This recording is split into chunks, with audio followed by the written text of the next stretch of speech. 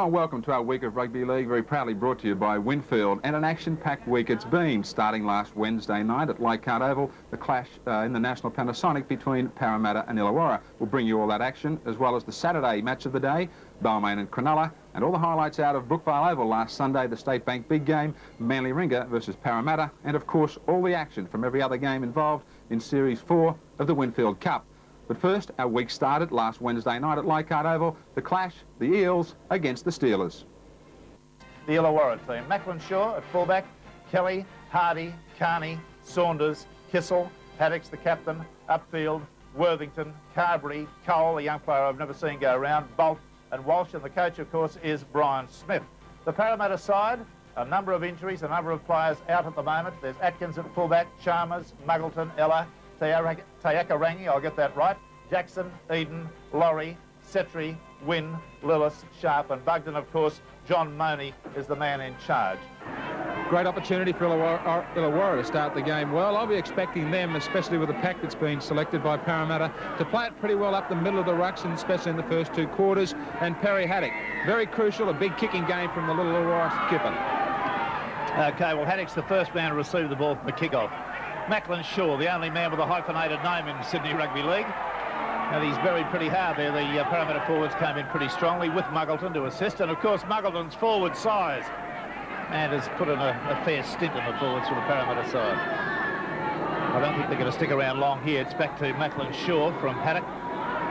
He's got a towering kick away. It's going to go close to the sideline, but not too close for Atkins. It does a little bit of an off-break there and goes back infield. Atkins has got what you'd perceive to be the full lineup of Illawarra players there. There were about 8 of them in line. Some very good chasing then to pen him in. OK, so the play settles down now with a bit of a ruck situation, only 10 metres out from the Parramatta line. They're using it up the blind side. Mike Eden. There's Tatarangi, the wing three-quarter, coming in and injecting himself into the play. Wynn, the captain. I'm interested to see, Graeme Hughes, how he reacts to this captaincy, because in my view, the matches I've seen Wynn play this year, he's been down in form. Well, it's not a... And also down in apparently work rate. Not a bad idea. Peter Sterling is missing, and it might just be that the responsibility lifts his game. You look through that forward pack, he's going to have to come up with... I'll take it. Here's the try coming up, and now the referee has rolled forward. But I think McCullum is quite right. I think they were in front of the kicker. I don't think there's any doubt in the wide world that they were in front of the kicker. Otherwise, they're like Jesse Owens. We'll see it again on a replay, on the National Panasonic replay. And I think you're going to see that a great number of these players were in front of the kickers. Yes, they were. So yards in front. That would have been an exciting start there for the Parramatta side. But the ruling was against Brian Jackson, who got the fly, got the start. Well, there's a bit of luck for the Parramatta side, and an awful kick from Illawarra to fail to find touch. That's a sort of fundamental error that you can't get away with. It's just not on in Sydney First Grade Rugby League, although you'd see teams do it fairly regularly throughout the competition. They're usually not the teams that win regularly. And failure to get away from the tackle player. Really, it boggles the mind to think that players are still holding down the tackle player. Running from dummy half, Muggleton. I've already talked about his size. He was a second-row forward and went on a kangaroo tour as a forward. Found himself to be now the flavour of the month of the centres up there for Parramatta. Sharp getting a pass away nicely to Graham Setri.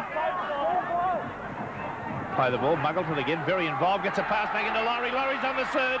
Got a pass away. I believe it's gone to Sharp. The referee may... He's going to rule a try. Yes, I thought there might have been a suggestion of a shepherd right at the end of that. There were 2 Parramatta players involved, but the Panasonic replay will clear that up. Is Laurie serving the ball back there, and I thought when he stepped and the pass came there, there was a player in the shape of Brian Jackson running sort of interference in front, but the referee has ruled, I think correctly, that he didn't interfere with any of the defenders going in. So that's a very handy place to score it, right underneath the black dot. Again, on the replay, Muggleton turning it back nicely, not taking the tackle. And away it comes now. There was just that suggestion there that our friend Brian Jackson was running interference. Graeme Hughes? I didn't see there was any interference at all on the National Panasonic replay. No, I didn't say there was interference. I said there was a suggestion that he could have run interference. The referee may have construed that, but that's the way it's going to be in this score. A very good score for Parramatta after only about 7 minutes. 6-0, they lead the Illawarra side. Keith Cole comes up with a straight burst. Bolt fires it back to Macklin Shaw, the fullback. That's been charged down. It won't be a knock-on if he can get to it. He's done the right thing and fallen on it. That's exactly right. He didn't attempt to bend down and pick it up. He could have made a meal of it. Now Parramatta are in a good attacking position. They're going to move it wide now. Well, they're not going to move it wide because Jackson's taken the tackle, and I thought the opportunity was out wide for quick hands. Shane is even switching it back to the blind side. Now he throws a long pass out to Chambers. Chambers goes straight, gets to within a metre of the line. He's tackled, and that's where he's going to finish, about half a metre short. Close stuff at the moment. Sharp. Cut out there to Eden, does a little bit of a pirouette. I think he was searching for somebody going hard up the blind side, but there was nobody doing that. Ella, oh, intercept taken beautifully, and it's away goes Carney. He's on the long sprint. Ella's on the chase. He's going to get there. There's nobody in this Parramatta side without Eric Growth who's going to pull him off. And there it is, straight over, just beside the right-hand uprighter. What a gift of a try that was. And Carney has earned his money for the Illawarra side in tonight's match with that one very nicely taken intercept. See it again on the Panasonic Cup replay. And this is Ella is the man that throws the pass, and there's the magnificent intercept coming by Carney. It's a sprint of something in the order of about 75 yards. Ella has known that he's made the blunder. He knows that he's got to try to rectify it. He tries to do something about it. I don't suspect that the same sheer pace is in the Ella makeup now after knee reconstruction. And certainly he was not able to make terribly much of an impression on Carney. Graeme Hughes. Well, he was about a foot away from being an absolute hero, Steve Ella, on this occasion. Carney read it perfectly. The long ball probably wasn't on. If it had got past, the try was on for Parramatta, which probably should have been used. The tackle before, that's the one that's cost Parramatta. They had the numbers out wide, refused to send it. The previous tackle, and this has cost them dearly. Certainly has. I have the impression that if Jackson hadn't taken the ball on his own and just tried to make ground, there was a try in the corner for Parramatta there. That was the ruck before. So we seem to be talking about the same thing. Now Carney's going to be attempting to convert his own goal. I'm not going to put the mocker on him by saying it's a simple kick. They're all hard. This is 10 metres out and 10 metres off centre. He strikes that neatly. It goes directly over the black dot. So then with 5 minutes to go to the first quarter break, we've got a scoreline that reads Illawarra 6, Parramatta 6, and I suggest that our director, Alan Catt, get a good look at that moon over there because it's one of the most beautiful sights you'll ever see, and I think all the viewers would love to see it at some stage, but I'll leave him to do that. I'm the commentator, he's the director. That one, that's the moon, really a beautiful sight. The kick from Muggleton is going to get Macklin Shaw. He feels it. Gets it away there to Saunders, who's on the boil-up midfield. It's a good run, too, from the diminutive winger. Taking it within about 2 metres of the halfway line. Crossfield running there. It's not going to get him anywhere, Kissel. He's lost about 10 metres in the effect. And that's just not on. Walsh on the boil, gets a beautiful pass away to Haddock. Haddock's got support. It's another try for the Illawarra side. It's coming up to fall upfield. They're locked. It's a great one. Well, Walsh has done marvellously well there. That's a classic bit of front row forward football. Classic. Beautiful stuff. Went straight to the defence, belted them hard with his chest and shoulders, released his arms. Watch it on the Panasonic replay. Popped the pass beautifully. Perry Haddock was there like a shearer's dog chasing him on his heels. Timed his pass magnificently to upfield. This young man can bench press over 300 pounds, I'm told. He didn't need it in that sprint, but he's a formidable article on the football field. That was a good try. Graeme Hughes. Perfect play here. This is what you do when you've got a man capable of standing in the tackles. He must have support. You just can't let him run one out and be picked off easily by the defence. Perfect support from the little man, Perry Haddock. And backing up, well, that's the way to score tries. 2 and 3 men chasing the ball carrier. Carney now from slightly more difficult angle, only about 7 metres more. Wider. Strikes it hard. It started to drift off a little bit, but it's over again. So the Illawarra side now at the quarter-time break have got a scoreline which reads 12 points to 6. So that was a very critical moment to score the try. Chalmers. Dummy half, the right wing three-quarter of the Parramatta team. Parramatta losing the ball forward, picked up by Haddock, good distribution of the ball. It's gone out to upfield, upfield's got it to Carney. Carney's got support on the outside, he's gone on the inside, he's thrown the ball, still be a try, oh no! Malcolm Kelly's knocked on in the attempt to pick it up, and there was a try for all seasons in the corner. Look at this again, Carney, the big step, I think he perhaps should have offloaded out to his wing three-quarter earlier, but the pass went to ground, and at that point, all tension, all adrenaline flowing. Young Kelly just couldn't calm himself down and steady himself to pick the ball up. And now a penalty, and they're off the hook of the Parramatta side. So, you know, you can't put old heads on young shoulders. If ever a try was butchered, it was right there. Young Haddock did marvellously well then. The ball was spewed forward by one of the Parramatta forwards. I think it was Setri. And Haddock had it in his hands and whipped away quickly. And had Parramatta in total disarray. Well, Parramatta worked at about 15 metres outside their quarter. They're in the middle of the field. Sharp living in that dummy half role, directly behind the man throwing the ball. Peter Wynn, captain of the sides. Powerful diagonal type run. Now they're pumping it out to Eden, and he goes straight and hard up over the halfway line. A couple of tackles still to go. Sharp again there. Out to Muggleton. He drives that deep. It's gone too far downfield. Perhaps this will go. No, it's gone into the in goal. It's going to stop. Lachlan Shaw does a very nice bit of footwork there. But that's an excellent tackle by Takarangi to put him away 15 metres out. And Malcolm Kelly gets upended by the same man. That's two tackles in a row. And he was lining up for number 3 there, but somebody got to the ball runner before him. Michael Carberry was the target. Carney's got a high kick away. Chalmers standing underneath it, takes it beautifully. Came to him from about 150 feet in the air, that one, to the end of one of those giant Carney legs. Oh, straight through. Magnificent football by Eden. He's just gone straight through a defence that stood and watched him, and they appeared to be applauding him. I'm joking, of course. Money's got a bit of a smile on his face at the moment, but Eden, just electrifying run. See it again. He's evaded 2, 3, skipped that one off. Another tackle from Macklin Shaw comes, but he's over. Oh, yes, very fine individual try from dummy half after the Chalmers run, after that fine take from Chalmers. And Mike Eden's capable of doing this sort of thing, you know. He's done it repeatedly for Manly over the years. And he's also got the skill of being an ambidextrous, or I think if you're going to use it, either foot, ambidextrous kicker. Can kick either foot, depending on what side of the field he happens to be. Graeme Hughes, Mike Eden, a player that's had a lot of injury problems, but enormous skills when he's fit. Very valuable man with the kicking duties, and also a man that's deceptively quick, and he got out of dummy half play there very, very quickly. The man that was caught napping, of course, was Dean Carney. Here's Mike Eden. Round the corner, and that's a good one. So he's got 6 points pulled back, and that's got him level again after 6 minutes of the second quarter. Illawarra 12, Parramatta 12. Pretty messy scrum, moving around over the place. It's okay now, they're set. In and one against the feed to the Parramatta side.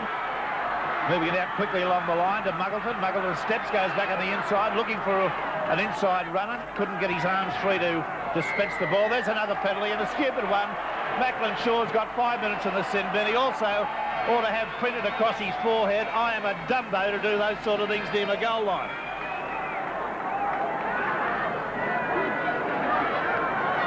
Against Illawarra, the penalties have, there have been 5 of them, all for failure to get off the tackle player. Now, really, that is an astonishing situation. Is Macklin Shaw really, I don't want to labour the point, but there's no possible way football teams can win by such illegalities. Now, Mike Eden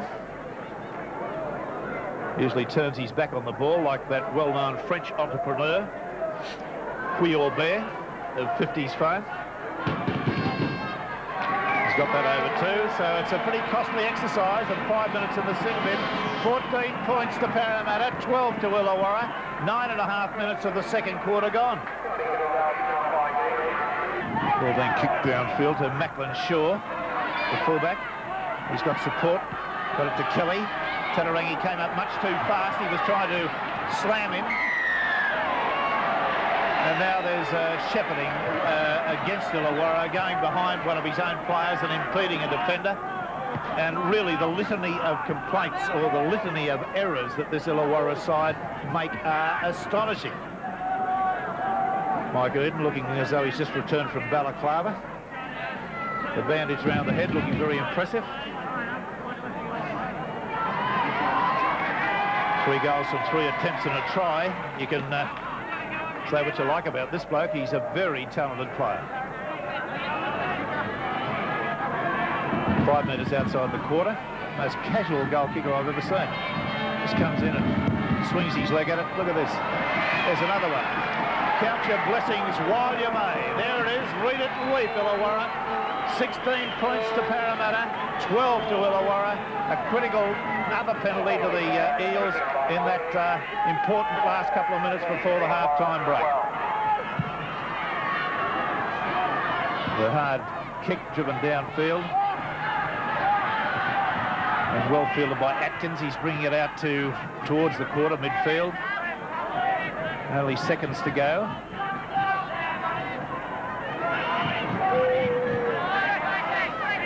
Brian Jackson in possession just inside his own quarter.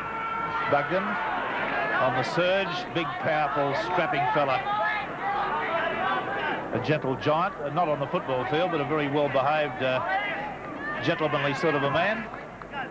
Gigantic and frightening to see coming towards you. Graham Setri, last tackle coming up. Illawarra won't have time to do anything with it. That's the end of the section for this first half. We've had 2 quarters of football that a lot of it the coach of the Illawarra side would like to forget. The scoreline is Parramatta 16, Illawarra 12. There have been 2 tries each. There have been 4 goals to the Parramatta side and 2 to Illawarra. Graeme Hughes, you've got a comment. Well, Rex, they've just murdered this first half advantage of the Breeze, Illawarra. Too many mistakes. Very simply back to basic football. They've got no chance in this match now that Parramatta have the advantage unless they can hang on to the ball for 6 tackles and cut down the penalty rate. Out to Eden, wearing that wound dressing around the head. The kick has gone down towards the Illawarra line, and Saunders has brought it back over the quarter. Graeme Hughes, we're travelling a bit over the next 6 or 8 weeks. Tell the viewers exactly where we're going and how you're going to look after me. Well, I'll start looking after you next Wednesday at Carrington Park at Bathurst, where all the country fans get a chance to see Canberra and Cronulla in action. And then the following Wednesday, we make our way to Tamworth, Scully Park up there near West Tamworth Leagues Club. Beautiful spot, South Sydney versus St George. That'll be a good one. OK, there are more later, but we'll leave that to another appropriate time. Worthington on the surge. The pass has been taken, and nicely taken too. It's Kissel, the 5'8", and here's a nice bit of handling being pulled in by Withall. He's pulled that in one-handed from way behind him. Last tackle coming up. Paddock pushing one of the Parramatta players out of the way. Gone out to Carney. Carney's gone for a little kick over the top. Regathered, got a pass away, and over the sideline it goes again. I think perhaps the referee was going to rule knock on there anyway, because he didn't appear to control the football. We'll see it again. A little kick over the top, and he knocked it. He never actually had the ball over the under control. Carney's down at the moment. Macklin Shaw, Ryder Hardy. 2 players getting involved there. Eden and Worthington. What was that all about? I just caught that out of the corner of my eye of Graeme Hughes. Well, Worthington was coming back on side after that kick. Michael Eden was back in cover defence, had his back to the player, ran straight over the top of him, did Worthington. I don't know if he got credited for the tackle, Eden, but he deserved it. All right. There's a long cut-out pass. It's well taken out there by Kissel. Kissel's got it away to Macklin Shaw. He's got a bit of pace, this lad. Up he comes. He steps and goes off the right foot. Gets a pass away nicely. He's got it to Kissel. Kissel's there to upfield. Upfield throws the ball, or shows the ball to the left. Throws the dummy. He's got some ball skills, this player. Last tackle again, but still they're only around about halfway. Got to Haddock. There to Worthington, to Michael Carberry, and the kick downfield is another good one. But they really need Graeme. They've got to start coming up with some possession against the feed. That seems to be the only opportunity they get to attack in the quarter. Well, at least for the last couple of occasions, they have maintained possessions for the full 6. The reason that they are looking good against Parramatta is they're finding gaps out wide. That's what they've got to do. Simply take the ball up into the middle of the rucks 2 or 3 occasions, send the ball out wide, and they're maintaining an overlap all the time. Unfortunately, for them, the Parramatta have had 2 or 3 players back in cover defence, but that's where the gaps are.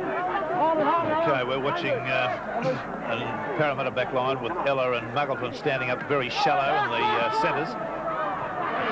Atkins chimes in from fullback from that scrum win. Got 4 minutes to go to three-quarter time. Tatarangi, the winger, trying to use his strength. Now, hold on, I thought, let's have a look at that again. I thought he was doing a bit of fending and pushing himself there. Well, I mean, I think I saw a bloke get sent off not so long ago in a match the weekend before last for using his forearm when running with the ball. Now, there's another forearm being used there. Well, fair enough. 4, 5 together. 5 paces back. He'll shorten that down on the way in. Steps off on the right foot. 3 paces back. Strikes it hard and true. There's another 2 points. So that score with about 3 minutes to three-quarter time diminishes slightly. Parramatta 16, Illawarra 14. Now Muggleton to kick off. Oh dear, oh dear. That could be very costly for Illawarra. Jeff Hardy there making a meal of it, but several players tried to do something with it on the way through to slow it down. It was really a top kick in the way of putting pressure under, but it's got to be a line dropout. So that puts additional pressure on Illawarra. 2 points to diff.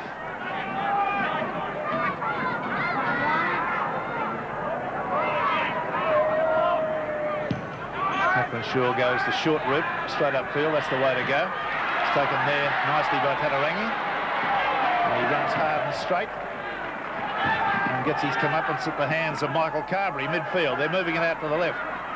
Sharp. Parramatta right on the Illawarra quarter line now. Setri trying to set up the play with a few forward charges. There's a little attempted drop. It's there, and Muggleton was the man that did it. It's a hefty kick, and that's only with a minute to go to three-quarter time. Have a look at that. Nicely struck. That's a pretty long drop kick, you know, when you look at it. I think it's travelled about 55 yards with the breeze behind him. Way out of the ground. Tony Casato in there. His first touch of the ball. That to Muggleton. On the quarter line, plays that very correctly and carefully. Bugden, like a raging bull on that occasion. I think he's got a little bit of a serve. He's been sent off for use of an elbow. Bugden's been sent off for the use of an elbow. Has he changed that to 10 minutes? He pointed straight away to the sideline to start with, Graeme Hughes, and then when the player got to his feet or got up into a sitting position, he appeared to me to change it to 10 minutes. Can you clarify that? Well, I didn't have have my eyes on him. I was watching the replay of the incident. Well, you've got Bugden walking past you. Will you grab hold of him and ask him, has he been sent off or sin bin? It's exactly the same sort of situation that Gillespie was in a couple of weeks ago for Canterbury Bankstown. Well, the only thing I can report is that watching from McCullum's actions, we'll go and check on it in the tunnel. I saw it that he just sent him straight from the field. It'd be like having a death wish to coach this Illawarra side at the moment. You'd have to be a masochist. Individually, some very good players out there. Their attention to fundamentals, diabolic. Here's Parramatta. Eden's on the surge. Got to pass away nicely. It's gone to Jackson. Jackson gets his pass away. It went out there to Tony Casato. He's tackled. Up they come now. Leibeder is the man in possession at the moment. Jackson. Tony Casato. Very attractive style of player, this fellow. Good free running player. Muggleton. Watch for Mike Eden. Just settling the play down. Leadbeater stands in the tackle. Off to Ford. Now Eden. And Muggleton might have a snap from dummy half here if he gets half a chance. No. Out to Laurie. Laurie's gone for the bomb. That's not an illegal charge. Oh, he's got it. It's a try. I think Jackson's come up with a try. Picked the ball out of the air. Dispossessed number 14 for the Illawarra side. Peter Phillips of the ball over the line. Just left high. Watch it for the head-on shot on the National Panasonic replay. Laurie got the kick up. Jackson was well and truly onside. Here he is, little blonde-headed fella. Look at his attention to the ball. Just never took his eyes off it. Went straight over the top of Phillips and scored what turned out to be a highly spectacular winning try. That was absolutely dedication to the football. Nothing to do with self-preservation in that. An object lesson to any young player. Watch the ball. Look at the way his head's turned up in the air. And Phillips, well, he just couldn't handle the situation. He was overwhelmed by the pace of Jackson coming through. So that, I think, has clearly ended the Illawarra challenge. If that is, if they hadn't actually ended it themselves. The score is 23-16. And Mike Eden coming up with another attempted goal. About 15 metres out. He's about the same distance off centre. Shouldn't have too much trouble with that. Pulls that one over. Very gentle, like a beautifully stroked putt on a green there. Very, very gentle. And away the score moves. 25 Parramatta, Illawarra 16, and Mike Eden continuing his prolific point scoring. He's come up with 4, 6, 8, 10, 12, 14 points tonight. So very difficult bloke to ignore when you start looking at man of the matches. I agree with you, Graeme. You're going to find that hard to believe, but I believe they've bombed 4 excellent scoring opportunities, the Illawarra team, and you are right in the sense that Parramatta only had to play steady football to get themselves a win out of this, because really Illawarra have been too bad to be true in many instances. Well, they were. I must admit, Mike Eden's come up with a very solid game as his replacement. Bit of a funny story behind it. Peter Sterling was on the bench at training apparently last night. He was moving rather badly. The coach, John Marnie, was asking him how fit he was. He turned to the nearest player behind him to say, "Do you think Sterling looks fit enough to play?" Mike Eden turned to the coach and said, "I'd give him a month off." Yes, well, nobody ever accused him of not having a sense of humour. Haddock gets the ball in for the Illawarra side, and the referee wants it once again. Into the last 5 minutes of this match. At the end of the game, I'll be showing you all the scorers. 3 tries to one side, 2 to the other. Now there's that hooter right now. So that's what turned out to be a pretty convincing win to the Parramatta side. And we're going to run through all the scorers for you right now, coming up on the screen. Now there it is, 25-16 was the tally. And the scorers have been for the Parramatta side, Sharp, Eden, Jackson. Eden has come up with 6 goals, Muggleton a field goal. For the Illawarra side, Carney and Upfield scored tries. I could give you chapter and verse on 4 that should have been scored that weren't. And Carney's come up with 4 goals. So the Eels record their first win of the 87 season. And another team, well, Balmain. They're going great guns this year under the coaching talents of Bill Anderson. They were unbeaten as they made their way to Endeavour Field to take on the Jack Gibson-coached Cronulla Sharks. So the referee will be Graham Annesley, and as Ian said, we're going to see Balmain defend this southern end of the ground in the first half, and they'll have the big breeze at their back. And there's the kick-off now. High in the air, getting underneath it is Davidson, the winger.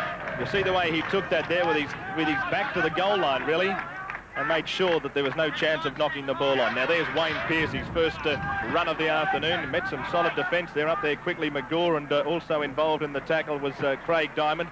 Gale elects to kick, and look at that ball hanging up in the breeze, now getting at his docking with the headgear, and he runs it back towards the halfway. And he's a very elusive footballer, is Jonathan Docking. Conlon the tackler.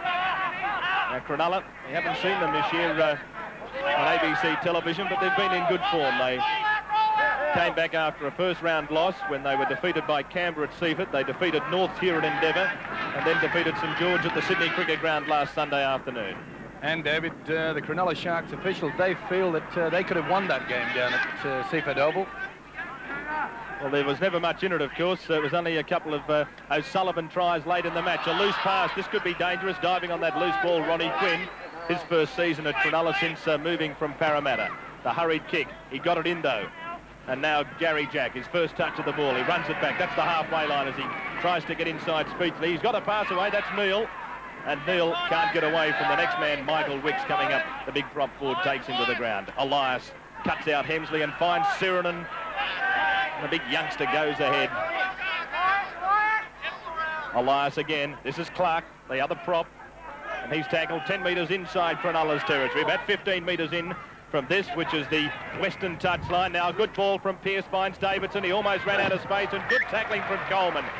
Now the winger took him ball and all, realised there was a chance if he could maintain his balance of forcing Davidson across the touchline. He did that well, and that forces the scrum, and that now also means that Cronulla will get the ball. Certainly was. Good positioning by the wingman Coleman there. Took the ball and all. No chance of him going anywhere. Ball goes into that scrum, and it's won by Cronulla, but it's going to be a penalty. Graeme Annesley ruling against Quinn. Incorrect feed. And so we're going to see Balmain go right on the attack from here. Gale will kick for touch. They've got this very strong breeze at their back, Balmain. So he's found touch. And he's not far away, only about 18 metres away, where Elias will take his second kick. And Davidson goes ahead. He's only about 12 metres out as Elias gets that pass away. It goes from Neil. Now it goes across to Clark. Down the centre he goes. That gap was open just for a moment. Elias again. They go the open side. Now coming down the centre is Gale. There's no gap down there that time. 11 metres out, right in front of the post. Now it's Brooks, and Brooks goes hard and straight. He's got within 5 metres of the line. They'll swing it back this side as it's with Gale. Gale props, then the little step, and he'll score. Gale's in. Oh, how easy. No, penalty, says the referee. Double movement. Well, I was lucky for the Cronulla Sharks, but good play by Gale. He really did throw them off with an enormous dummy. Watch. And then takes a step. And this was poor covering by Cronulla Sharks, but there you can see definite double movement. And Rowett, great diamond.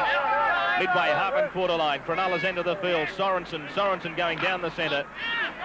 He's got within 11 metres of the halfway line. Well, I must say, David, Graeme Annesley is taking him back more than 5 metres.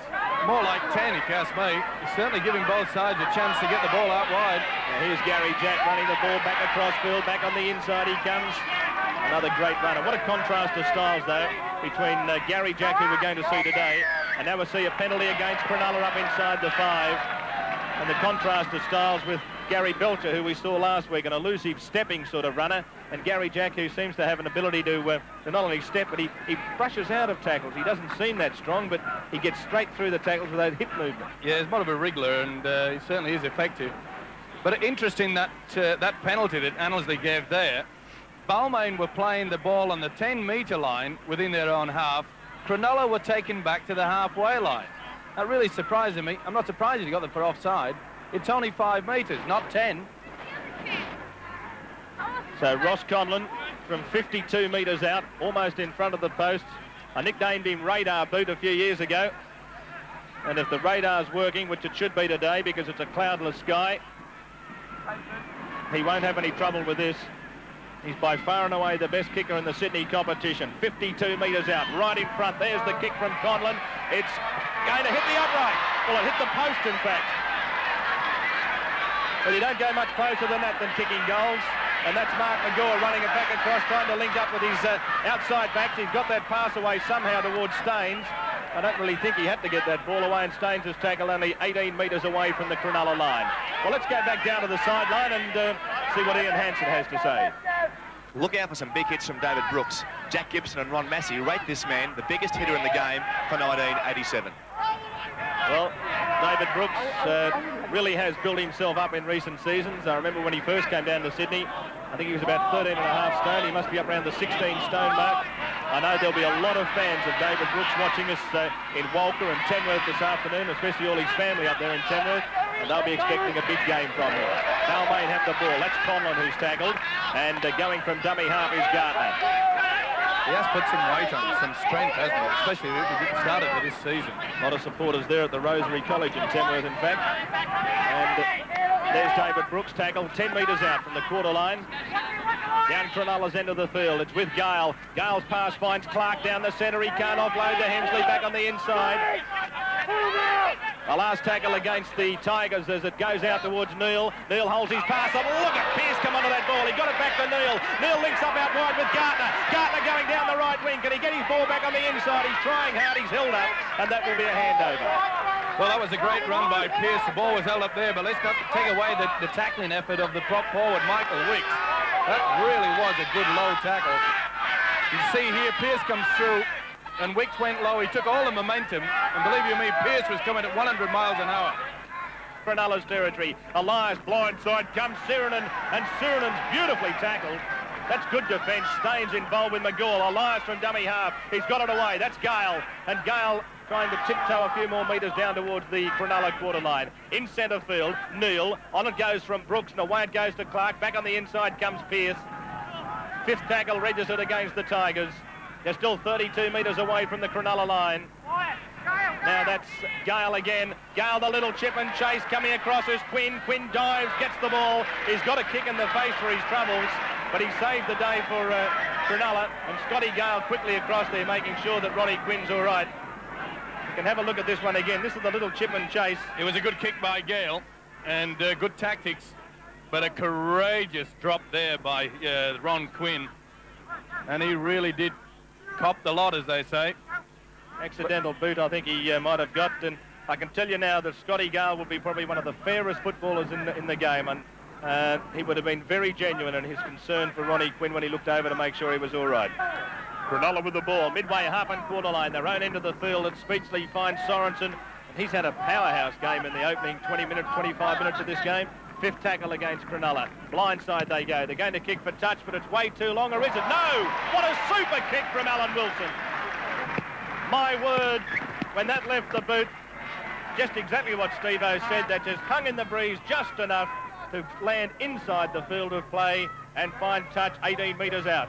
Well, on a normal day there, you'd see that ball would have gone drifting straight away into touch on the full. A good play by the hooker. He's a talented player. And now a penalty against Cronulla for collapsing the scrum. So all that good work undone, because now Balmain are going to hammer that ball deep down, or certainly down inside Cronulla's territory. With this huge breeze at Scott Gale's back, he should be able to get plenty of distance. There's the kick. And he's not going to find touch on the full. In fact, it came off Docking's hand. And the scrum will go down just 11 metres out from the Cronulla quarter line. Well, a few fundamental errors coming into the Balmain camp at the moment, David, and it's knocking their momentum.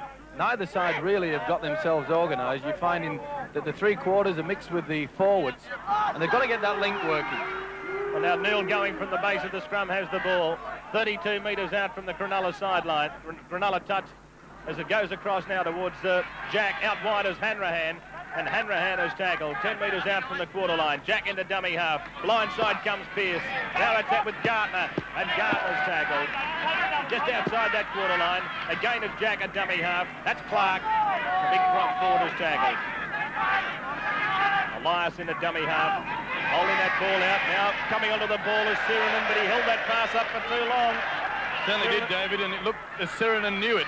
He didn't want any part of that, really. Hanrahan, the chip and chase. He's regathered. Will he score? He's dived, but it'll be a double movement again against the Tigers. In fact, he's ruled it a handover. Well, they were a bit fortunate then, Balmain, that it wasn't a penalty, because he certainly had a second go at getting the ball over. My word, well, I've been harping on at this, David. It's a kick that's needed to break up this defence, and good work by Hanrahan. But he's obviously called held, the referee said, and he didn't put the ball over. Well, I think we've managed to get rid of those gremlins down on the sideline. Here's Ian Hansen. Thanks, David. Gremlin's gone, and Ron Quinn has gone off the field and is about to come back on as well. Brett Maloney, down to 23, grade fullback, went on to his place. But in this new rule, the concussion bin allows a player to go off the field and come back when he's ready. I believe Ron has had a gashed a facial cut stitched, and he's ready to come back on the field now. So there we are. The first time we've seen it in first grade this year. Yes, and I think they have to be well applauded, the New South Wales Rugby League, for introducing that, because so many times a player has to go off and get stitches, and why should they be penalised for it? So here's Wilson, and Wilson taken up round the shoulders there by Conlon, just inside Cronulla's territory. and Wilson plays it ahead. There's no marker. He's got the pass away. It's Nixon. Nixon chips ahead. Coleman's going to win the race with the ball. Coleman gets there first. He picks it up and he's knocked it on. Oh, he should have just tapped it over the line with his boot. It's going to be a penalty anyway, but it should have been a try. Good refereeing from Graeme Hughes, because Nixon, the captain who kicked it ahead, was taken out of the play. Coleman won the race, but instead of trying to pick it up, perhaps he should have just tried a little soccer tap into the in-goal area and dive on the loose ball. Instead, he's knocked it on, and it's a penalty to Cronulla just to the right of the uprights. Well, it was always going to be a penalty here, David. Now, this is a beautiful chip over. Now, there you see Gary Jack just in the corner, taking the man out. But really, the wingman here, Coleman, should have eased it down. But it was a good tackle. It was a great tackle by Davidson. And I think you'll find that it shook the ball out of his hands.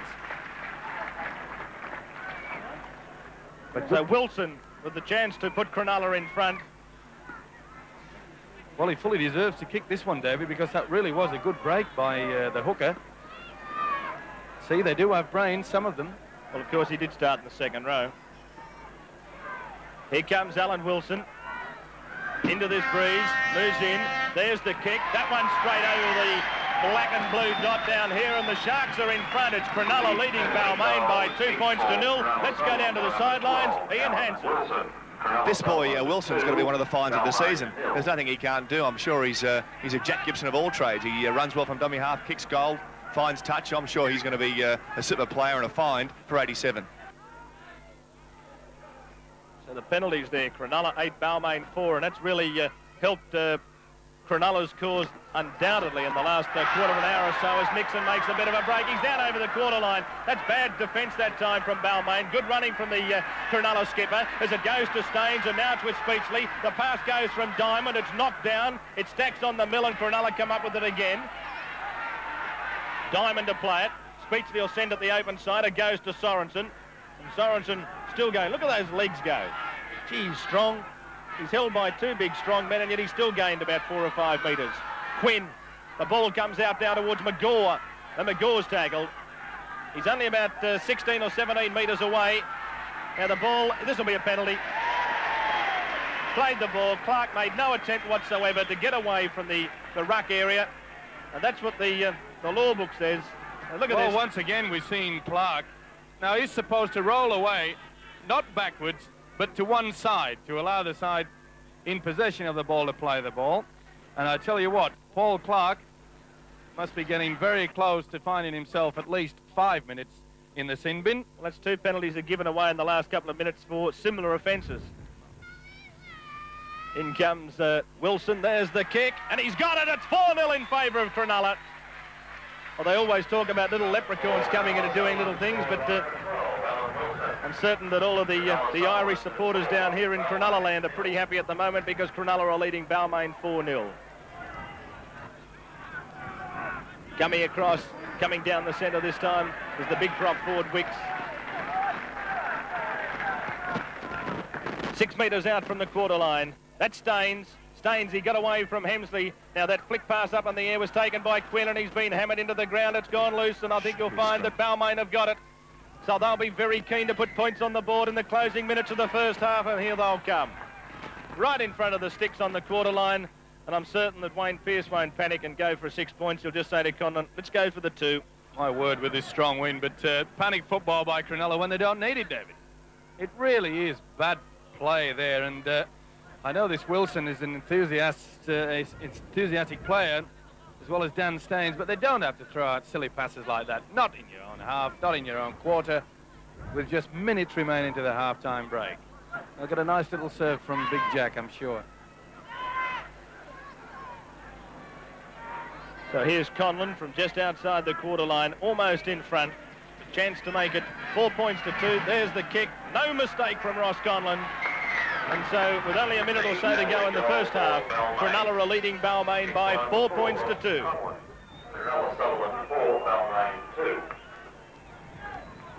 Well, in the back of their mind, David, I'm sure that the Sharks realise with this very strong wind, it's going to be to their advantage in the next 40 minutes, the second half. And I think they'll utilise it a lot more than what the Tigers have done. They've only kicked twice deep down into the Cronulla territory. And I think, David, they should have used it a lot more than that. Okay, let's go down to the sidelines, and here's Ian Hansen. Thanks, David. I'm very impressed with the way Ron Quinn's playing. He's the former reserve grade 5'8" at Parramatta, bought by Jack Gibson this year to play halfback, and he's had a wow of a game as a playmaker. He's got to stay on the field. I know he's got a gashed face, but he's got to stay on the field in the second half for Cronulla to win this game. So there's Gary Jack with the ball, and there another forced error sees Cronulla come up with the ball. And there's the half-time siren in the background. And at half-time, the score is Cronulla leading Balmain by 4 points to 2. Balmain run the ball back towards their own quarter line. They're the ones faced with this huge breeze in the second half. It's going to take a monumental performance from them to get out of this. Might only be 2 points on the board, but gee, things are made a lot easier when you can belt the ball 70 and 80 metres with one kick, which is what Cronulla will be able to do in the second half. Hemsley takes it up. Oh, gee, that was a good tackle. And now that Elias has the ball. And what a tackle from Wicks. Elias is injured. Boy, what a tackle indeed.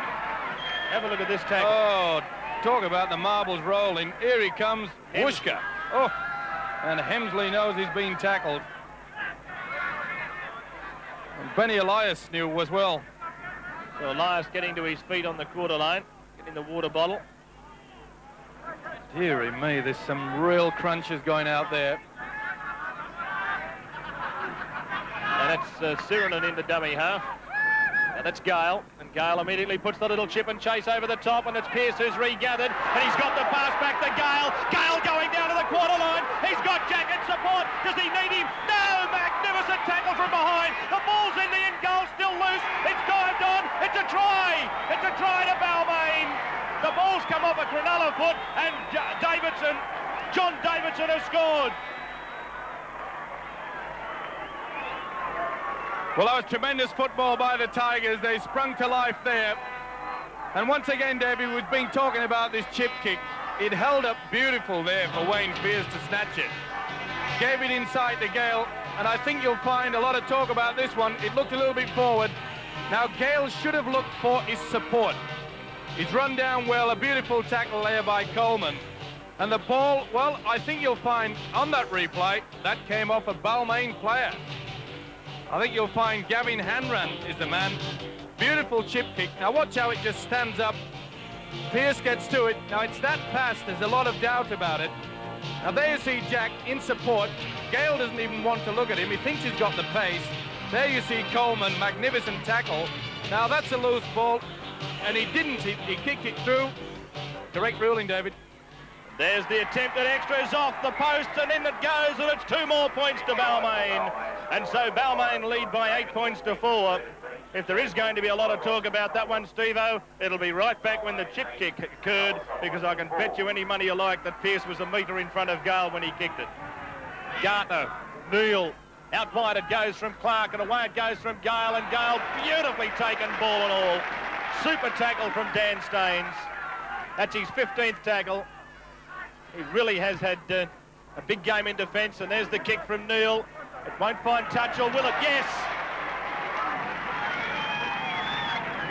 Good tactical kick there, but let's see this tackle again. Boy, oh boy. And this is what makes Rugby League. They earned their money there. Staines took him ball and all. Magnificent anticipation. Had to feel sorry for Dogging then. That ball bounced. It was going to hold up, and then it did a little leg break. It was a wrong one. So now a little bit of pressure on Cronulla here. They have to win the scrum. There's that ball into the scrum, and this will be a penalty to Balmain. Incorrect feed. So this is really going to be the testing time for the Sharks. They've played extremely well up to this point. But is this extra experience, which is in this Balmain side, now going to come out? Well, it's what the Tigers need. You saw there a bit of an experience by Quinn then. He tried to put the ball in whilst the Cronulla's pack was being moved backwards. He should have tried to slow things down so they could get the weight straight. Now taking it up is Clark, and the big prop forward's got within about 9 metres of the Cronulla line. Elias in a dummy half, going on his own. He's still going, Benny, through the dummy, and he's got within about 4 or 5 metres. Right on the line Out wide it comes from Gale. That's the ball for Hanrahan, and he's in. Try. Lovely pass from Michael Neal, which finished up in Gavin Hanrahan's hands. And Balmain have just about got the match parcelled up. They lead by 12 points to 4. You'll see straight away, David, the difference here. These are 3 quarters, no forwards fluttering here. The ball goes out wide. Very fortunate, but he did try, did Neil, to get the ball out. It was intentional. But that's the difference. Use the 3 quarters, and it's obvious what Anderson's told him. Neil gets it away. He knew what he wanted to do, and good positioning by the centre. A great try. And now Cronulla with it all in front of them. They're the ones now who have to spin the ball out wide, and there's a mistake. And coming up with the ball is Hanrahan for Balmain. They're right on the attack again, the Tigers. It's gone to Gale. Away it goes to Neil, and on it goes now to Clark. Clark back in amongst the forwards. He thought about throwing the pass. Elected to take the tackle. Elias. Now that's Gale. Gale tries the little chip and chase Docking, and Docking gets there first. And the Cronulla fullback has it 10 metres out from his own goal line. Good position by the little fullback there. He anticipated when Gale came into the first man that the kick was going to be on, and he positioned himself beautiful. Now you see it here, and you'll see Docking just appear into the screen now. That's good anticipation. Good football all round. Cronulla with the ball, running it out from their own quarter line area. The long pass from Quinn out wide finds Wilson, but Wilson is wrapped up, ball and all, enveloped that time by Hanrahan. And now another knock on. Now Craig Diamond's made a meal of 2 in about the space of, what, 2 minutes? Yes, I'm afraid, David, that this is the sort of things that give coaches grey hair, or the loss of a hair, and also the fact that Cronulla dropped the ball on 12 occasions, and you just can't expect to win a football game when you're dropping the ball that frequently. It's Gale to put the ball into the scrum. Coming out Balmain's way, and he goes the blind side. Back on the inside comes Pearce, a work move, but well read that time by Diamond. It was him who effected the tackle on Pearce. These Balmain forwards are taking their time to get to their feet as Pearce's pass finds Neil. Out wide it comes to Jack, and Jack going straight down the centre. He's only 11 metres away. They'll keep it going the same way as they do through Neil. Neil sends it away. The long pass out wide is well taken by Davidson, who's coming up very quickly. Was the opposite number in Coleman, and he wraps him up 18 metres out. Now Sutherland takes it up the centre, and Sutherland's still going. Tackle number 5. He's 10 metres out. Now what will the Tigers do? Well, they come the open side. Instead, they're going to put the kick in. It's been knocked forward by a Cronulla player who tried to play out it, says the referee, so it's 6 to go. And Clark has it 12 metres out. The pressure on the Sharks as it goes to Conlon. Conlon got a pass away to Hanrahan, and Hanrahan's wrapped up by Magore. Still only 13 metres away. Elias, open side. No, comes down the centre to Pearce, and Pearce is held up. Only 9 metres out from the Cronulla line. Elias again. That's Gale. Gale, well, Sutherland coming through as the decoy. And in the end, Gale took the tackle so as not to give away a penalty for shepherding. Clark, short ball. It's gone forward from the hands of Benny Elias, and Cronulla have the ball. That was unfortunate for Balmain, but look, favouring Cronulla there, because that really was a beautiful play by the prop. It was a planned move, and the hooker Elias knew it was there. Beautiful ball given by Clark. Just couldn't take the advantage. Well, I think that's Ronnie Quinn who might be coming off. Well, he's played his heart out, David. Now it goes across from Docking. It finds Speechley. On it goes again to Magore. He got his hurried pass away towards Eddingshausen, and he's tackled 10 metres out from his own quarter line. Speechley from dummy half, and Speechley's making good ground. He's up over the halfway. He's still going. The ball's gone loose off the arms of a Balmain player. That's Gary Jack with it. Jack running it back to the quarter line. He can't offload the pass to Pearce, and Pearce is furious. Pearce really thought that Jack should have thrown that ball. Hanrahan tackled midway half and quarter line inside the Sharks territory. Sutherland finds Hemsley coming down the centre. Hemsley threw a pass that somehow Jack managed to pick up on the bounce, and Jack gets to within 10 metres of the Cronulla quarter line. 8 metres in from the eastern touchline. It's Balmain running it down the centre through Clark, and Clark's almost down to the quarter line. Elias, away it goes from Neil to Gale, and Gale's pass got out towards Sutherland. He's got that away towards Conlon.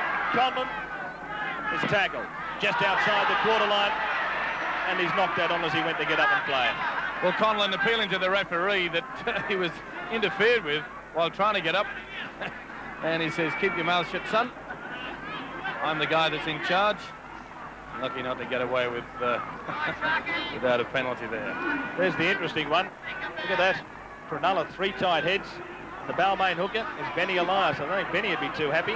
I'd say that they'll be doing a fair bit of scrummaging practice. Now, this scrum is screwed around. The ball has come out in the end Balmain's way after, of course, it had come out at the back of the Cronulla scrum. So Balmain finish up with a tight head scrum out of that, but it's a penalty. That's not allowing the tackle player to play the ball, and those sort of silly errors starting to creep into the Cronulla game now.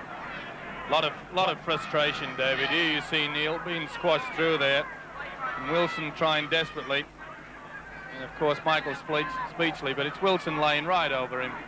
Pretty important kick, this one. There's only 15 minutes left in the game. Balmain leading by 12 points to 4. He shouldn't miss this. He hasn't had a good day.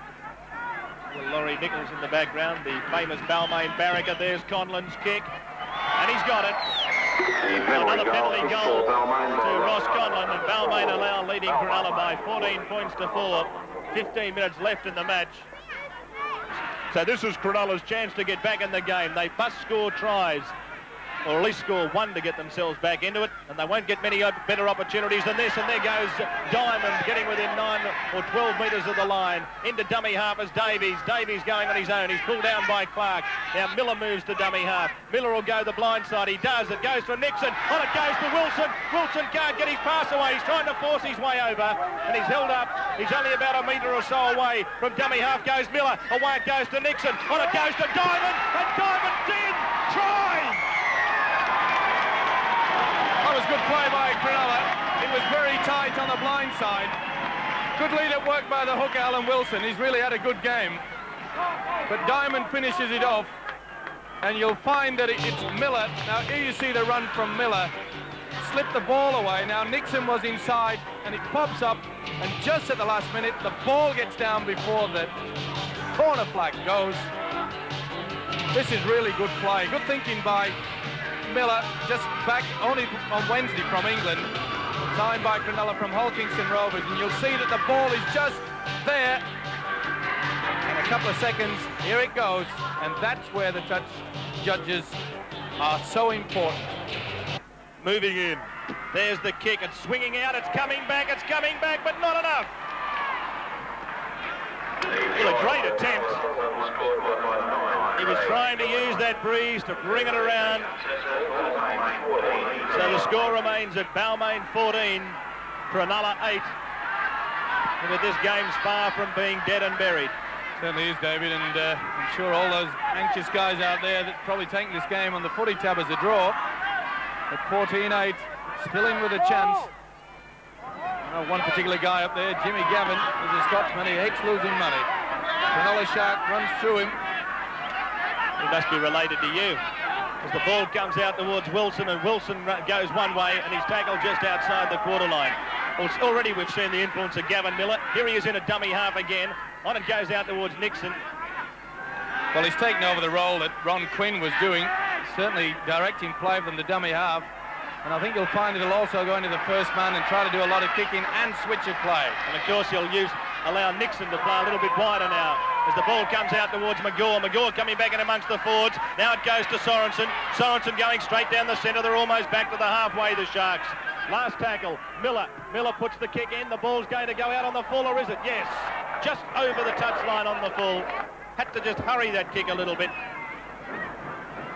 And there's Jack Gibson. Every picture tells a story. No words needed for that. But he's going to have a gigantic influence on this side, Gavin Miller. And, of course, David Hatch to come back into this side too. So they've got the basis. Well, the basis is starting to, the foundation's going to be there. Nixon, Miller and Hatch, experienced men to come back. And that's certainly going to do the Sharks the world of good. My word, David, they're a good side. They'll certainly give this premiership a shake. And Greg Nixon, the skipper today, the lock forward, he's had a big game. He's been involved in everything. So, Balmain with the ball, and that's Pearce. Pearce taken over the top by Nixon. Underneath that time was Diamond. As they keep it going the same way, Neil throws the dummy, holds the ball up, goes on his own. Speechley over the top that time. Underneath was Diamond. Elias, same way it goes to Pearce, to Sirenen. Sirenen's out of one. Sirenen tried to get his arms free to throw the pass back inside to Pearce and couldn't do so. Last tackle against Balmain. That's Neil. Neil's pass goes to Gale. He'll try the little kick into the in-goal area. The ball bouncing end over end. Docking gets there first, picks it up cleanly. Now runs it back towards his own quarter line. And he's taken there in defence by the two centres, Hanrahan and Conlon. Going from dummy half is Coleman. Good run from the winger. Good game. This game's still well and truly alive at 14 points to 8 in favour of Balmain, but mistakes like that won't help Cronulla's cause, as coming up with the ball is Paul Sirenen for the Tigers. There's only 9 minutes left in the match. Going the blind side is Clark. Well, this is the period where Balmain really have to consolidate. They've got to bring out the professionalism. That's Hemsley going straight down the centre. He's tackled only about 12 metres out. This will prove, Davey, whether they really are going to be a premiership threat this year. And now the shot at field goal from Elias. It's a very vital one. I think it's there. It is. That could be the ball game. What a good shot from Benny Elias. It's 7 points the margin. It's 15-8. Well, we were just saying, David, it's a professional approach that's going to make the winning side, but a beautiful anticipated kick here. He knew exactly what was going to happen, ticking through his mind. Not the best, not beautiful, but they all count. A tremendous field goal at a vital time in the game. Last season was a good one. The game's on the up and up. This year, it'll be even better. The battle for the Winfield Cup. True, we've lost some giants. They were a credit to the game. But we've also found some young'uns. They promise to be the same. That's what the big game's all about. It happens every year. We lose a few of our heroes, but find others who know no fear. We see them give it all they know. We see them give it their best shot. 'Cause whether unknown or famous, you gotta give it all you got. That season was a good one. We saw a big man walking tall. But who will it be this year to collect the greatest prize of all? On to the State Bank big game and a hectic week of rugby league for the Parramatta Eels. They made their way to Brookvale Oval last Sunday. Of course, their opponents, ones that are always a great hurdle for the Eels, the Sea Eagles of Manly Warringah.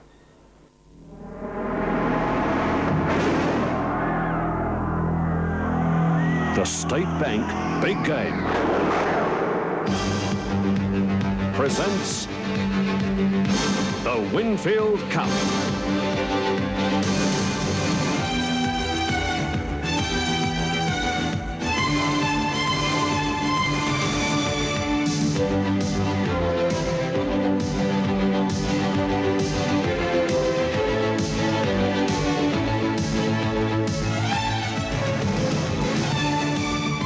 Hello there and welcome to a very sunny and warm Brookvale Oval for this Winfield Cup clash between Manly Warringah and Parramatta. After 3 rounds of the Premiership, Manly are on 5 points from 2 wins and a draw, and Parramatta, after their bye last weekend, have got 2. Well, a solid start to the season by Manly Warringah. You must be happy. Yes, Graeme, we've got a bit of a roll on, and I think everything's progressing satisfactorily, actually. Parramatta always seem to be the side that creates a huge hurdle for Manly. Yes, we've been going game for game, actually. Last year we beat them fairly convincingly at Parramatta Stadium, and they came out and beat us in the last round at Brookvale. And yes, it doesn't matter who seems to be wearing the blue and gold for Parramatta, but they always seem to come up with a fairly willing effort against us. The Manly team today is Williams, Park, Shearer, O'Connor, Ronson, Meredith, Hasler, Vorton captain, Gibbs, Barclay, Brokenshire, Cochrane and Daly. Arch rivals Parramatta's lineup is Atkins, Chalmers, Casato, Ella, Delroy, Jackson, Sterling is back at captain, Laurie, Muggleton, Wynn, Lillis, Sharp and Bugden.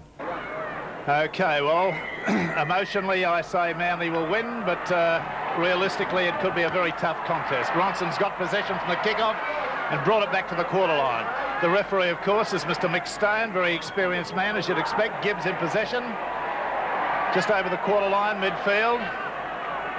The charge is coming. There's Daly running very close to the ruck, gets through another 5 metres.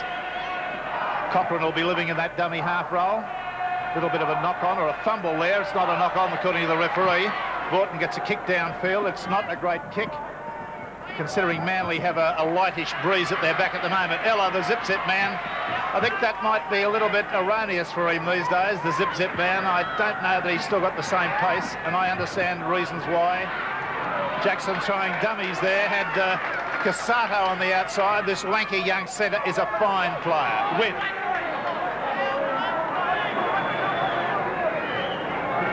Sharp at dummy half. Good strong defence coming in there. Michael O'Connor being the man to do the up and down tackle. Sterling's going for the kick downfield. It's a diagonal punt into the Manly quarter, picked up by Ronson. He's got himself back to the quarter line.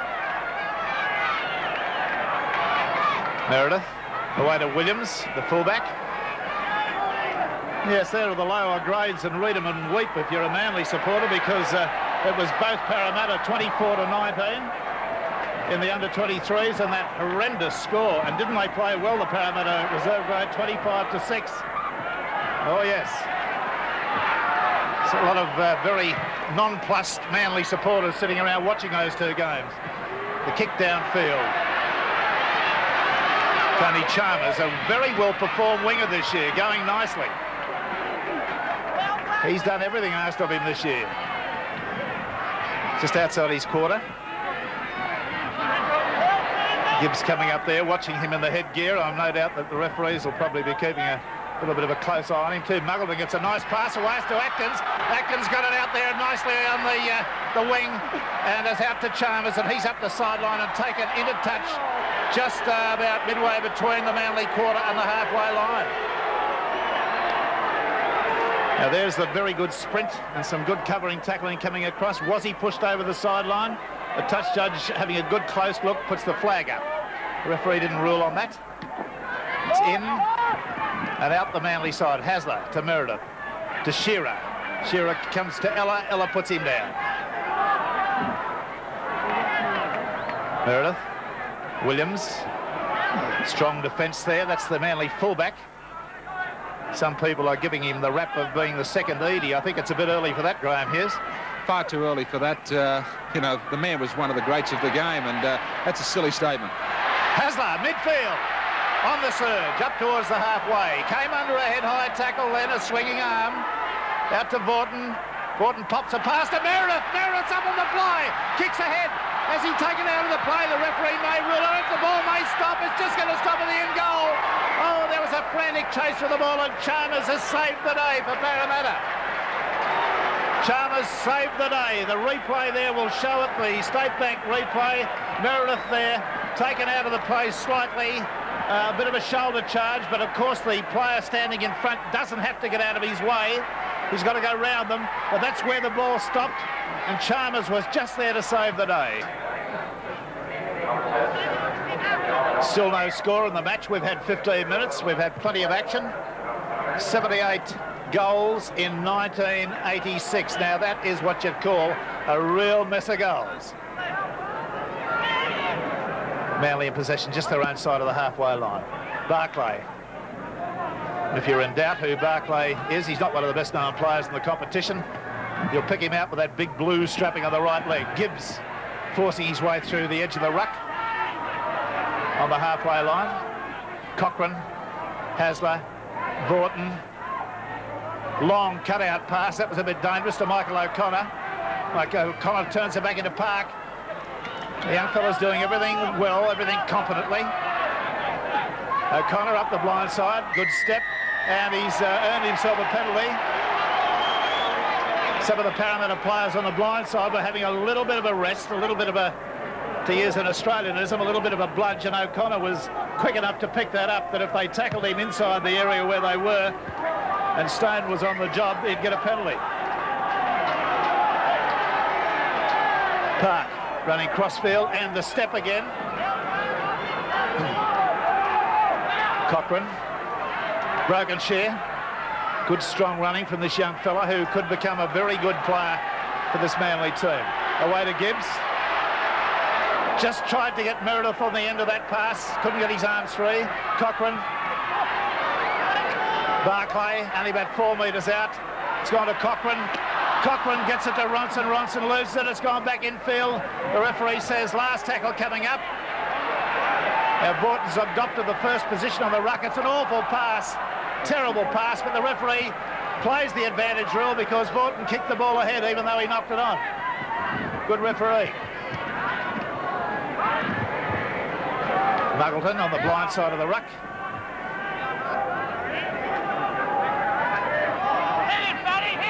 Wynn running backwards.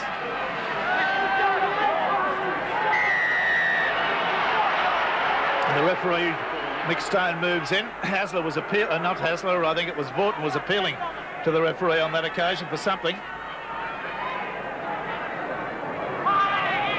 Well, the ball came out of his grasp. I think he's deduced that Vorton stole it from him. The penalty takes them 10 metres back from the halfway line. Still no score. Coming up towards the 20-minute mark. Ella. Directly in the middle of the field. Bugden, Muggleton, Lillis. Just over the halfway line. Sharp. Laurie. Sharp still using the blind side. Away to Muggleton. They tackle him about 8 metres, 10 metres out from the Manly quarter. To Sato. Oh, very close to being through. Hasler was round his boots. Sharp.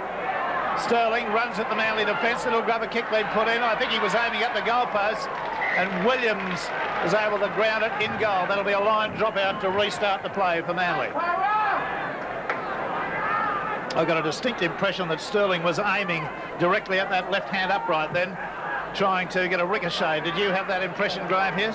Well, he's always spot on when he does those kicks into the in-goal area. What Manly's got to come up with, of course, is Des Hasler, Paul Vorton and Darryl Williams between them. Got to read the play, drop in behind that defensive line on either the 4th or 5th tackle.